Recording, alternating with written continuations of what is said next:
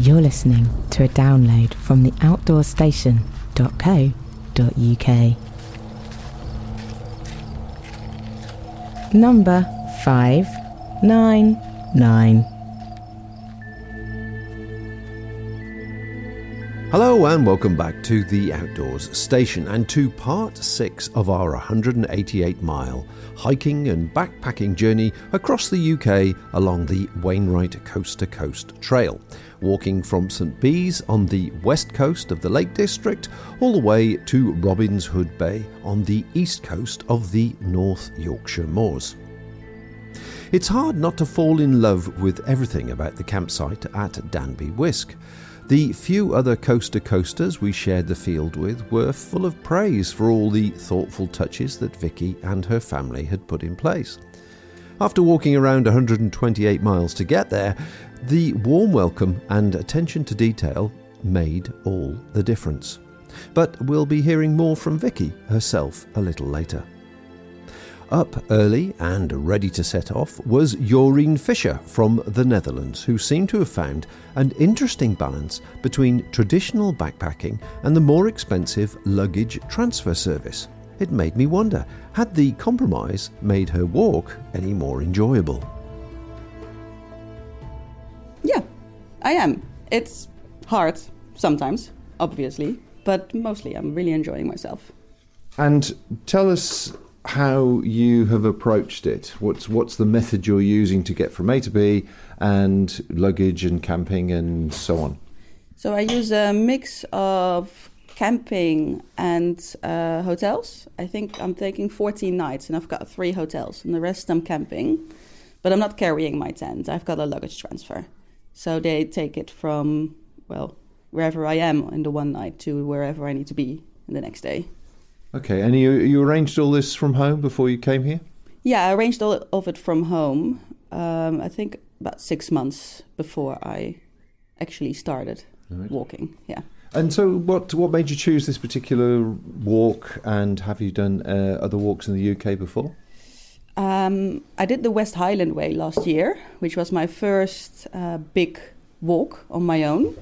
And then some very nice English gentlemen recommended the Coast to Coast to me. And I looked it up. It looks very nice. It's a bit longer than the West Highland Way, which I was looking for. So that's why I chose the Coast to Coast. And how did you do the West Highland Way? Did you do it the same way? No, I used. I was sleeping in dorms and B&Bs and like the little pods that they have on camping sites. But I was using a luggage transfer there as well. Okay. So you're slowly getting into actually eventually carrying everything as you go along. Yeah, I'm making it more and more harder for myself, I guess. But also because B&Bs and sleeping indoors all the time, it gets very expensive, especially when you're doing 14 days. It adds up at some point. And then camping is a lot cheaper. And I already had a tent, so that makes sense. And I do enjoy camping. I do like it, yeah. So would you consider it a fairly inexpensive holiday or break? I mean, is it a holiday for you, or do you consider it a challenge? It is a challenge, but I try to look at it as a holiday. Okay, that's good. So even though, sometimes it's hard, sometimes it's raining, sometimes you have to get up a mountain that doesn't seem to end. But I'm on holiday, so I should try to enjoy myself, I think, and then just take it easy and try to have fun.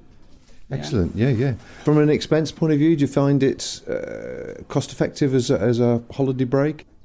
That depends a bit on perspective, probably. But if you go far away, like to the other side of the world by plane and everything, it's more expensive, obviously. But I could do cheaper trips in 2 weeks. Because I do eat out every night, and then you have to arrange for lunch and everything, and someone needs to make you breakfast because I don't have any cooking facilities. But it's not too bad. Yeah. Okay. So are you working towards a full backpacking trip where you're completely self-contained? I don't know. I just take it. Take it by the trip. And I'll see what I'll do next year. And it all depends on because I do want to do this once a year, but it all depends on the trail and how the facilities are on the trail. Sure. And I wouldn't mind trying, taking my tent with me and maybe wild camping as well. You were saying last night you're a little bit apprehensive about the wild camping. Yeah, it's just because I'm on my own. And I don't know, I think I'll get anxious and I can't sleep and I'll be very scared. And maybe it's just something I should try at one point and then I'll get over it. But for now, I thought, the longer distance, the higher mountains, and the camping is enough of a challenge. Okay. What is the reason that you've chosen to walk here rather than European trails? What's the difference? What's the key difference in your mind? I think I like the change in scenery, because there are big mountains, which I love, because we don't have them in the Netherlands. Mm-hmm. So on holiday, I always go for big mountains and views and everything. So you've got that in the Lake District. And then you also got the very pretty, almost traditional English countryside, which is very nice. And I don't know why, but I just keep looking at long-distance walks in the UK, also because I do speak the language. And I like the pub culture. Everybody gathers at night. All the walkers are in the same pub usually, and you can have a chat, because I'm on my own all the time. So it's nice to sometimes meet people and have a little bit of a chat. And it's people who understand you, because they've done the same thing that day. You can talk about the horrible descents or the lovely little lakes and stuff. So, yeah, I don't know why. It just appeals to me more than other walks in Europe. But I haven't done those yet, so maybe I should give them a chance at some point. Although we'd had to walk past the White Swan Inn to reach the campsite, we were far too tired the previous evening to stop in and chat with the other walkers, as Eureen had. My friend Lee, who knows all the best spots along the route, tells me it serves an excellent pint, though you'll have to wait until after 4 p.m. for the doors to open. The next morning, after a fantastic breakfast kindly provided by Vicky, we cleared away the plates and sat down together for a few minutes to talk about the campsite and all the little touches that made it such a special and welcoming place for coast-to-coasters passing through. So it opened in 2021, so 4 years. This is coming into the 5th summer. And have you regretted it at any stage? No, people keep telling us we must be living the dream, and that is what it feels like a little bit. Yeah, surely it can't be that perfect all the time. No, it is. And I think having the balance of normal campers and coast-to-coasters brings something really special to a little place like this, because like a couple from Michigan, someone from South Korea, someone from the Netherlands, Brits can all be in the same space at the same time, and you don't really get that anywhere else in the world almost. So we always talk about this being our little corner of North Yorkshire that collides with the rest of the world. So our campers enjoy that, because there's an American in the kitchen. And I think the international visitors just love the history of somewhere like this, because obviously we're located next to the church. It's a Norman church, dates back to 1069, and I always tell people lots of things about the church.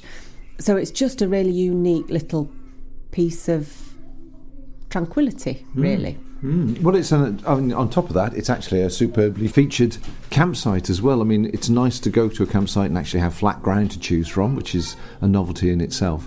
But I do like the way that you you separate the coast-to-coasters from the riff-raff from the others. It's quite a nice idea, because usually most coast-to-coasters must be shattered when they get here, and all they want to do is just pitch and crash. Yeah, exactly. And that's one of the things that we considered, and it's evolved. We didn't do that to start off with. And then you realise that the tents that the coast-to-coasters use are not necessarily made of the really robust poles and materials, and how safe do they feel if they're in a field where there may be kids and cars and things. So that's where we decided to give them a paddock. And then, because we're not always here, we leave a little note in the tuck shop, so people then can pick up the note and navigate where they need to be. And it doesn't matter where you pitch then, you know that coast-to-coasters go in the paddock. If we've space, which we never book the rest of it fully. Mainly we can book up to 5 caravans and up to 5 family tents, which we never do. So usually there may be 1 other tent or up to 3, but never full. So it means there's always space, if the paddock gets full, that we can then start to say to people, do you want to go down in that corner, or would you like to go in that space? So everybody gets space, and I think that's really important. Yeah, lovely. It wasn't a campsite before you had it though, was it? No. It was stables and equestrian. So the camp kitchen that we're sat in now is really untouched, apart from we then put a kitchen in and made sure the electrics and everything was developed properly. But you can still see the marks on the walls where the horses, hooves have kicked the walls. The toilets and showers, that was a stable.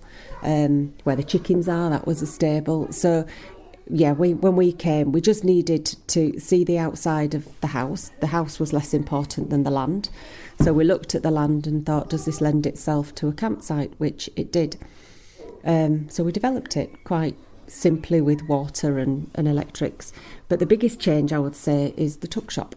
So the tuck shop building that's at the entrance dates back to 1833, as much as we know. It's on maps dating back that far. It's just had a new roof, so it's had a bit of renovation. And that, when we came to look around the house, she didn't show us that. It was overgrown with ivy. We stripped all that off and thought, OK, what can we do here for the coast-to-coast walkers? Because the pub doesn't open before 4 o'clock, even later in the shoulder months, if you like. So we decided to create a space that walkers could, even if they're not staying here, can use the facilities and feel welcome to do that. So it started off with a fridge and a little basket on top with a little bit of chocolate and a couple of bags of crisps. And I would say our first customer was a man called Andy, walking the coast to coast in probably quite early in 21, probably I think it will have been maybe March or April. We were still doing the development of everything else, and he said, you need a flashing light. I've just seen you and you need a flashing light to tell people where to come. And so he was the first customer. And then somebody else said, oh, you need to have PayPal. We don't all carry cash. So then we had to set up a PayPal me. So it just evolved. The washing machine that's behind me in the camp kitchen, that came about because the coast to coaster asked me to do the washing, and I opened the bag once and went, we need to get a washing machine. So that's how it's evolved. People say, oh, it'd be good if we haven't got space for a drying room, so we have an electric rack instead, so people can dry the things, but we have a dryer as well. And you had an experience with a dryer and a sleeping bag, I understand. Yes, I did, and I won't name the person. And if he ever listens to this podcast, he'll know who he is. He decided to dry his, all-weather, top-notch sleeping bag in the dryer, and it melted. And I came round the corner, and there was down everywhere, and he was devastated. So yeah, we often give a warning out now. I'm not surprised. Certainly, looking at the facilities that are available in the area that we're looking for as we're going across, they're getting fewer and fewer. There wasn't anything else here beforehand for people, so coast to coasters must have really struggled to get from Reeth all the way through to the Osmotherley. Oh yeah, I mean the main way that people walk is from Richmond to Ingleby Cross. That's the long stretch here. If people coming from Reeth, most would stop because you can stock up supplies in Richmond. And then there's the church at Bolton-on-Swale, so you can have a cup of tea and it's donations. Whereas this part, there wasn't anything. There's not even really a water tap anywhere, and the pub, as I say, doesn't open. No. So that's why we thought, let's just make this accessible, whether we're here or not. So that was the motivation for doing it. And lots of people stay, even if it's for half an hour or even 20 minutes to use the loo. Most people will make use of something as a pass through Danby Wiske. And when I see people that don't, because if you walk in the top of the village, which isn't the national trail route, but walk in the top way, you might think, oh, can I be bothered walking to the church? So they carry straight on. And I always want to say, no, just come and sit down for a second. Just have a drink. You know, they can make themselves a tea or coffee for 70 pence. It's all there for them to use. And I always hope that they do, because I'm a nurse by trade, so I like to look after people. So I think if people know that they can come here, whether we're here or not, and they can look after themselves, then that's half the reason we're doing this. Well, that's a lovely oasis of care. Thank you for that on behalf of all the walkers, isn't there, that come this way. Talking of sort of looking after people, how do you get on with the sort of local farming community? Because we've definitely had the feeling that, not particularly this area, but partly this area, but elsewhere as well, there's been areas that we've walked through and walkers have been welcome, and so they're catered for in the sense that the paths are wide and clear and you're not interacting with animals. And there are other places where it's like, get off my land, and we're being forced to walk down, as we were yesterday, narrow corridors of brambles on one side and barbed wire on the other. And then in fact the last walk to here from Ellerton was through Blackthorn, so we had to turn around and walk back, and then we came down the road. So what's the general view from the sort of farming community towards the walkers that come through, do you think? So everybody that's in Danby Wiske, farmers included, I've only ever heard positive things.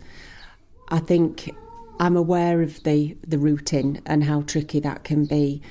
My hope is that the National Trail status will assist the farmers in creating not necessarily paved paths like there is at 9 standards, but maybe encourage them to put some, proper fencing in and not plant right up to the path. No, I've never heard anybody say anything negatively. I think the farmers have a really tough time, and I think they try to just yield as much from the crops as they can, and probably don't have much of a thought of a backpacker walking across a field, even though there can be quite a lot of backpackers at once. So my hope is that the National Trail status will encourage farmers, be that financially or not, just to consider how they sow the crops and manage the land.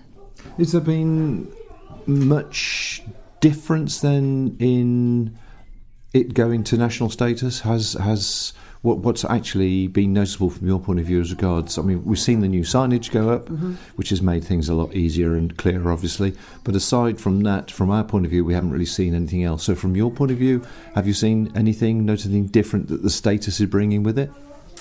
So from a Danby Wiske perspective, it's bringing a bit of kudos, if you like. Rishi Sunak is our local MP, and he's visited Danby Wiske. He came in September and came here with a number of B&B accommodation providers and talked about the National Trail status, and he promised to pass over in his last PMQs to Keir Starmer about the bridge over the A19. So we're hoping that is still on the agenda, and it's certainly on Rishi's agenda because he's looking after people here.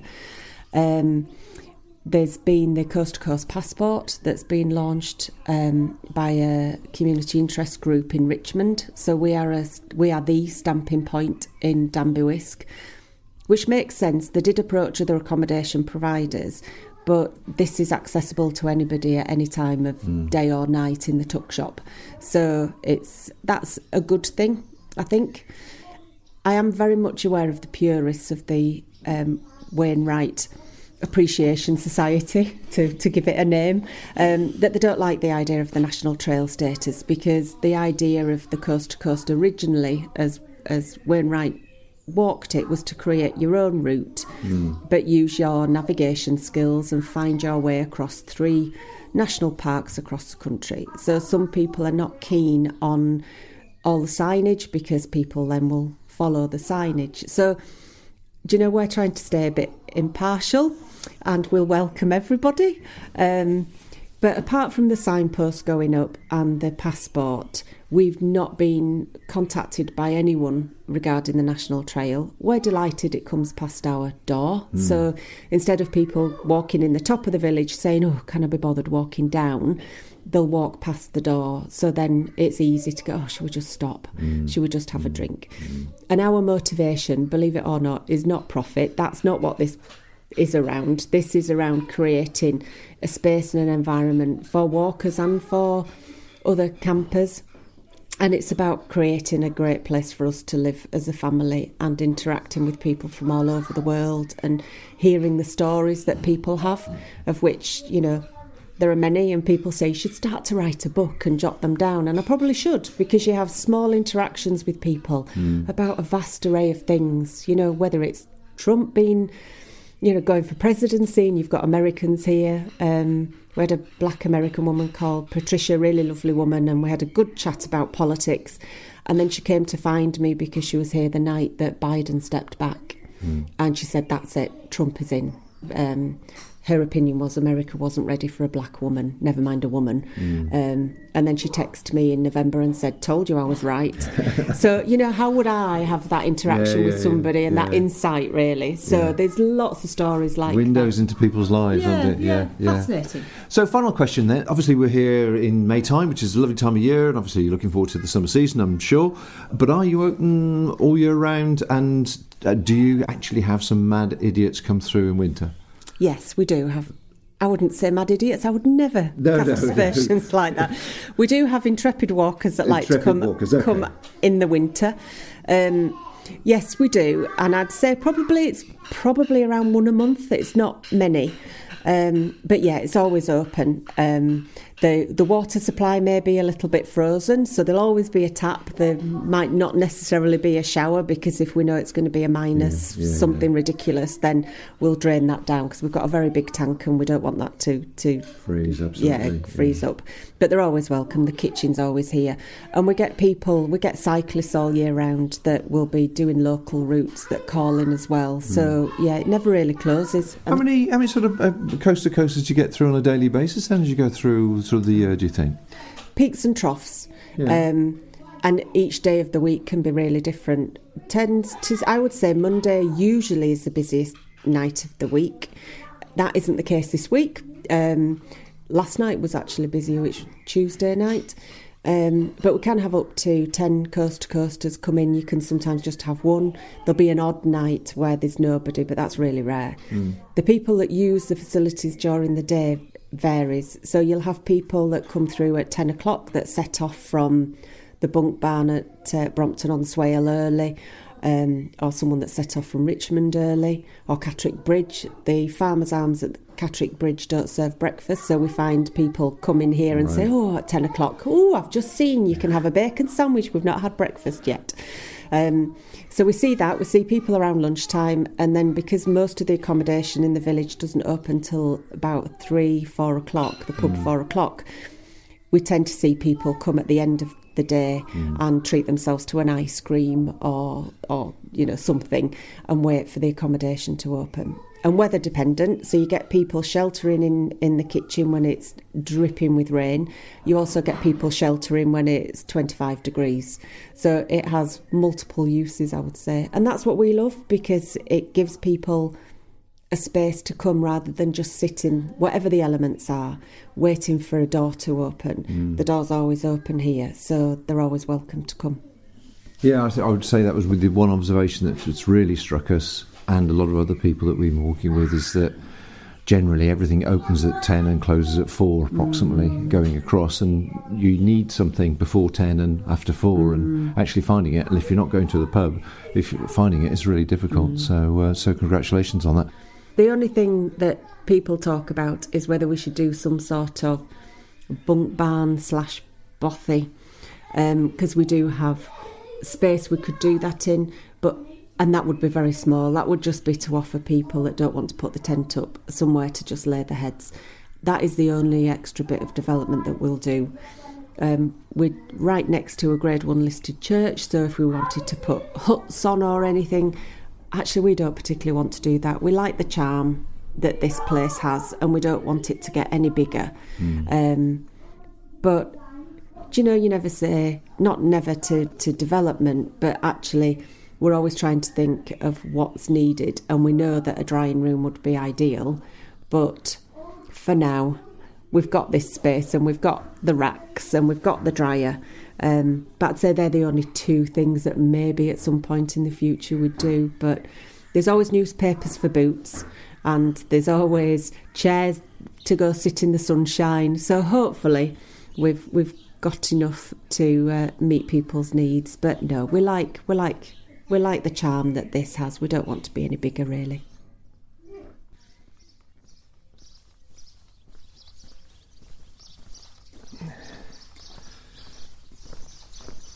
So it's the start of day 9, I think, Wednesday.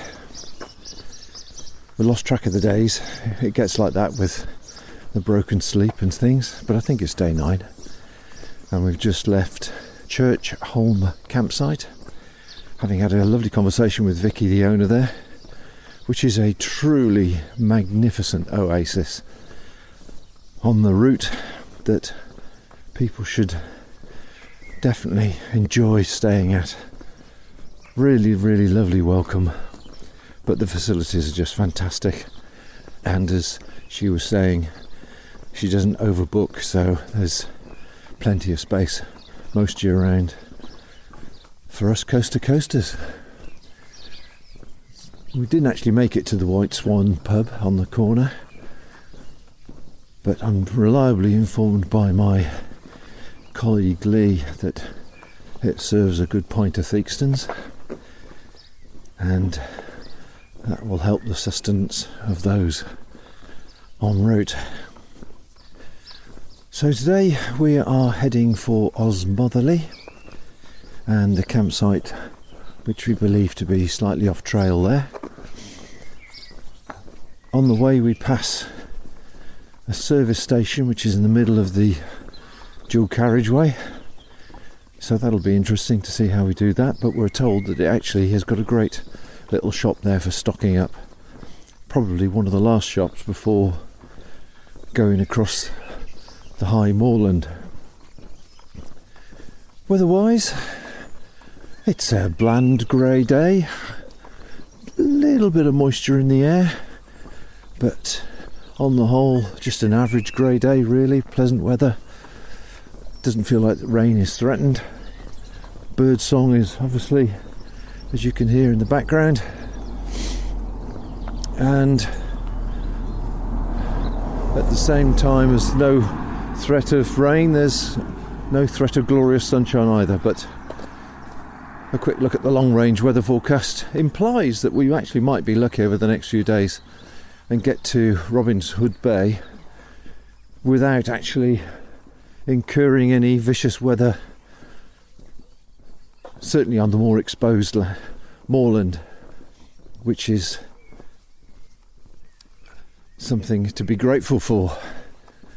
We've actually been really lucky, really, considering the crossing over the period of 2 weeks. Yeah, we've had a bit of wind and a bit of rain, but on the whole the weather's been certainly very nice to start with, although obviously carrying weight going up and down those lakes, pretty hot going. But aside from that, I'd rather it was warm than pouring with rain, I think. And the last section just seems to be slightly overcast, so all in all a pretty perfect crossing, to be honest. Part of the joys of doing this podcast is taking time to talk to people. The negative part is then you look at your watch, you realise it's 10:20 and we're actually just starting the walk. So it's a short walk today though, all being well, so we should be there by mid-afternoon, providing it all goes to plan. So that's the start of our day. We will catch up with you a bit later on.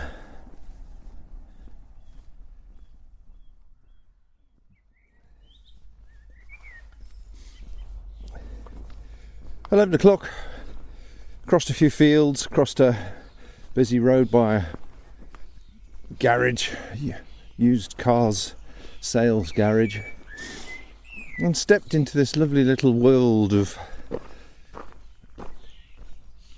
a tunnelled footpath. I'm surrounded by elderflower, blackthorn, holly, hazel trees, hawthorn trees and bushes,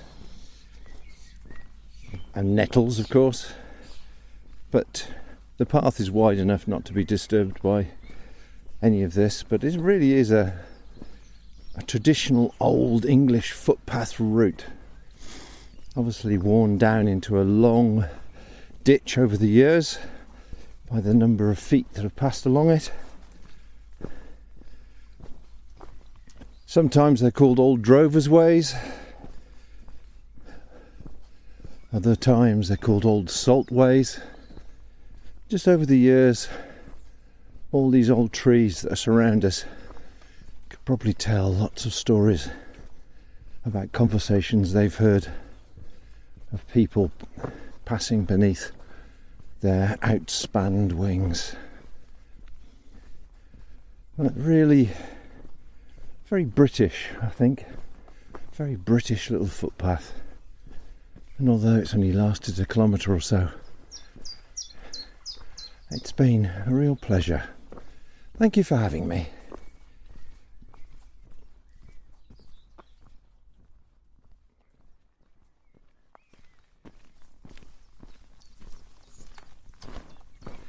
It's almost 1 o'clock and I'm starting to think about food again.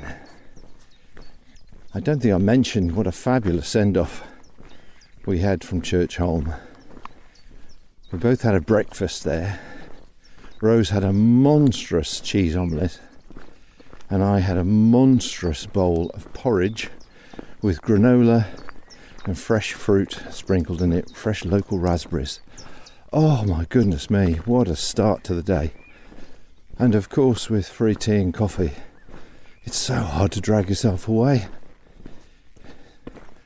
But we're starting to get towards the dual carriageway now, and I'm told there's a services in the middle of the dual carriageway that somehow we've got to get to, and they've got a really good range of items to stock up on, because we're planning to go to Lordstones today. I think we were going to go to Osmotherley, but decided to push on a bit further to reduce the following day down, because then we'll go to the Lion Inn after Lordstones. So we need to top up on a bit of stuff. At the same time, we've been going 3 hours now, and we could do with a nice cup of tea, a break and a sandwich of some kind. Although we did get a packed lunch from Vicky, and all these items were only £4, so £4 per person for the packed lunch, £4 per person for breakfast. Well worth every single dime. Lovely, and like I say, just really hard to pull yourself away when it's that welcoming. But Rose and I have definitely made a plan to come back up here and do some walking at some stage and make a point of staying at Church Holme and enjoying what it is, a lovely relaxing atmosphere. And as she said in the conversation I had with her, they don't like to be too full anyway, so there's never more than 3 or 4 vehicles or big tents or whatever, so that in itself makes it relaxing. So as I say, services next, about 1-2k away. Not sure how we get to it, but I'm told you can get across the road, stop at the services and then get across to the other side and rejoin the track. Crossing the A19, which is a 4-lane 70-mile-an-hour dual carriageway, is certainly not for the faint-hearted, especially after a full lunch at the Shell garage and with a heavy rucksack on your back. For some people, it comes as a major shock, as obviously we haven't been close to any other fast roads like this on the route up until now. For overseas visitors, it must be quite an intimidating experience. Eureen, who I mentioned earlier in the podcast, works for the Highways Department in the Netherlands and said she was astonished that this stretch forms part of the coast-to-coast route. In her country, she explained, something like this would never be allowed. So let's hope that Mr. Sunak follows through on his promise of a pedestrian bridge to make this crossing a little safer for walkers in the future. So the day continues. It is now 3 p.m, just gone, and we spent the last hour, probably a bit longer actually, in the Shell garage, which is right on the A9. You come straight down to the Shell garage following the path, and it's a good place to top up with stuff and have a good feed. And charge up the phones. Charge up the phones. Yeah, they've got basically inside, they've got a long counter and several chairs, so you can kick back for a bit, relax. We bought a meal deal, or a couple of meal deals, topped up with some foods, because obviously the next couple of days it's just a bit confusing about what we can and can't get for across the moors. But crossing the dual carriageway was a little bit hairy. They certainly don't take any prisoners. Of course, it's 70 miles an hour on a dual carriageway, and some people like to go a little bit faster. So you have to really be alert to get across there safely. And then just a short while further on is Ingleby Cross, which we've just come through. Passed over the main road there, which is what you can hear fading away into the background behind us. And we're now starting the climb up to Lordstones, where we phoned ahead. They close at 4 o'clock, but they've told us that they will leave details of where we can camp and all the rest of it in a envelope pasted to a door for when we arrive, which we're hoping will be around 6 p.m. It's 8 kilometres, 5 miles, and it's our first climb for a few days, so we'll see how long it takes to get there. In the meantime, we're just watching all these people cutting lawns and making the countryside look beautiful just as I hit the first hill. The weather forecast still looking fairly promising. Possibility of rain tomorrow morning or middle of the night. But although there's a little bit of grey cloud mixed with dapples of white and the occasional burst of blue sky, I don't anticipating it being too wet. It's just a long climb on a full stomach.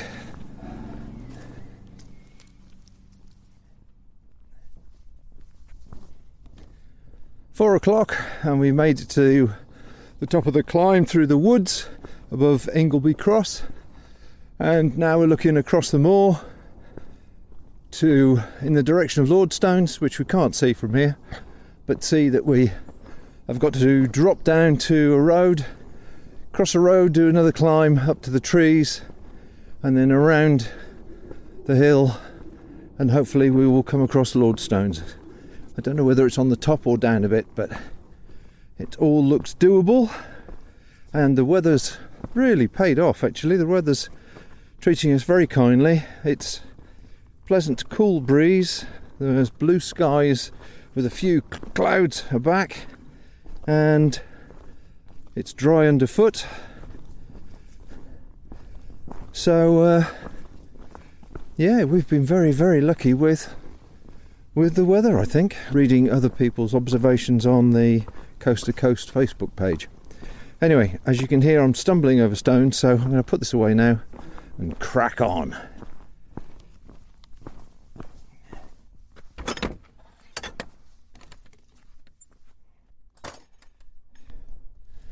Oh, just a brief note, it's 7:15 and we're at the trig point at the top of Carlton Bank, just above Lordstone's campsite, and feeling a bit fed up. It's been another long day, which we didn't intend it to be, but the problem is there's nothing between Oz Motherley and Lordstones. Looking around, there's no wild camping spots, it's all heather and bracken and steep climbs and stones, so you're sort of stuck. We didn't want to stop at Ingleby Cross because we were there by midday, or it felt like it anyway. Pretty sure it was around that time. We left at 10 o'clock this morning. So yeah, it's a bit frustrating. We're both really tired again, and it's like, I really want to enjoy this, but we're not getting where we need to get to mid-afternoon so that we can actually relax, recoup and chill out. Type 2 fun, I think, is the technical term. It'll be great when we look back at the pictures, But in the meantime, it's just frustrating.